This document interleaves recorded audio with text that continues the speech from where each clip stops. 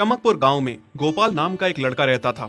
उसकी सौतेली माँ और बाप ने उसे घर से निकाल दिया था। उसकी सौतेली माँ ने सब कुछ अपने और अपने बच्चों के नाम पे कर रखा था और गोपाल को हिस्से के नाम पे 3 गायें दे रखी थी। गोपाल पढ़ा लिखा तो बहुत था, पर नौकरी ना मिलने के कारण उसने सोच लिया था कि वो अब उन तीनों गायें की खूब देख रेख करके उनसे जो दूध मिलेगा उसे बेच के अपना कारोबार चलाएगा। अब मैं बिल्कुल अकेला हो गया हूँ। गौ माता, तुम तीनों के अलावा मेरा अब कोई भी नहीं है। बस मेरा घर चलाने के लिए तुम तीनों को मेरी मदद करनी होगी। तीनों गायें बहुत ही हट्टी कट्टी और जवान थीं और रिश्ते में भी एक दूसरे की बहनें लगती थीं। चंपा, चमेली और मैना। मैना सबसे बड़ी और समझदार गाय थी। चंपा गर्भवती थी और चमेली को अभी अभी बच्चा हुआ था। वो दूध दे रही थी, जिसके दूध को बेच के गोपाल का थोड़ा बहुत घर चल रहा था। पर गोपाल को अब चंपा और मैना पे पूरा भरोसा था कि जब उनका बच्चा हो जाएगा तो वो खूब दूध देने लगेंगी और जिससे उसका कारोबार अच्छे से सेट हो जाएगा। देखा चमेली बहन, हमारे मालिक को कितनी उम्मीदें हैं हम तीनों से। हाँ चंपा, सुना मैंने, मालिक ने हमसे कितनी सारी उम्मीदें लगा रखी हैं। और उम्मीद रखे भी क्यों ना, कितना समय खर्च करते हैं मालिक हम पे और कितनी सेवा करते हैं हमारी, कितना खिलाते पिलाते हैं हमें। और फिर हम मालिक की उम्मीदों पे खरा ना उतरेंगी तो धिक्कार है हमारी जिंदगी पर। सही कह रही हो बहन तुम। चलो हम तो मालिक के लिए कुछ ना कुछ कर ही लेंगे।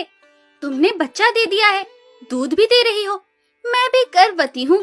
थोड़े दिनों में मैं भी बच्चे को जन्म दे दूंगी, फिर दूध भी देने लगूंगी। लेकिन इस मैना दीदी को देखो, हम दोनों से बड़ी हैं, एक बार भी बच्चा ना दे पाई आज तक। क्या इसका फर्ज नहीं बनता मालिक के लिए कुछ? ये तो बड़ी हैं, हमसे ज्यादा इसको मालिक के लिए करना चाहिए था, लेकिन हम छोटी होकर इतना सोच रहे हैं। तुम दोनों ऐसा क्यों कह रही हो? क्या गलत कह रहे हैं हम? सही तो कह रहे हैं। कितने सालों से बांझ पड़ी हो तुम। ऐसा कैसे कह सकती हो तुम? बच्चा देना ना देना मेरे हाथ में थोड़े ना है। मैं भी तो माँ बनना चाहती हूँ ना। मैं भी चाहती हूँ कि दूध दूँ और मालिक को मेरे दूध से कुछ फायदा हो। अरे तुम क्या बच्चा दोगी जो इतने सालों से नहीं दे पाई?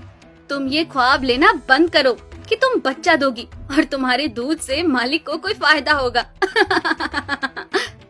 दोनों छोटी बहनें बड़ी बहन मैना की बेबसी का मजाक उड़ाती हैं और उस पे हंसती हैं। इस बात से मैना बहुत दुखी होती है और रोती है कि उसी की बहनें उसको दिलासा देने की बजाय उसे ताने मार रही हैं, उसका मजाक उड़ा रही हैं। फिर एक दिन गोपाल का पड़ोसी उससे कहता है, अरे गोपाल, तुम्हारी 2 गायें तो ठीक है, एक गाय का क्या है?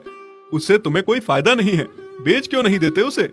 अरे नहीं नहीं भाई साहब, बेचना क्यों उसे? अभी बच्चा नहीं दे रही तो क्या पता कल वो बच्चा दे दे।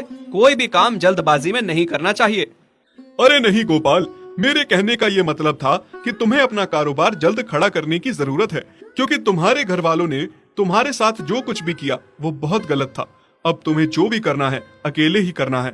आगे शादी भी तो करनी है तुम्हें, उसके लिए भी खूब पैसा कमाना पड़ेगा। जब तुम्हारी सारी गायें दूध देंगी तभी तो कारोबार अच्छा चलेगा ना। हाँ, बात तो तुम सही कह रहे हो भाई। मेरी मानो तो तुम अपनी गायों को क्रॉस करवा के देख लो, शायद उससे बच्चा हो जाए। हाँ, ये सुझाव तुमने सही दिया, मैं कल ही ऐसा कर लेता हूँ। सुना तुमने मैना बहन मालिक की बातों को? कितना परेशान है मालिक तुम्हारी वजह से, पर तुम्हें तो कोई बात कह ही नहीं सकते। झट से बुरा जो मान जाती हो तुम। मैना ये सब सुन के बहुत दुखी होती है, पर करती भी क्या, उसके हाथ में कुछ नहीं था। गोपाल ने मैना को क्रॉस करवा के भी देखा, पर उसका भी कोई फायदा नहीं हुआ।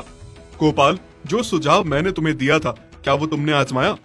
हाँ भाई, वो भी करके देख लिया, पर उसका भी कोई असर ना हुआ।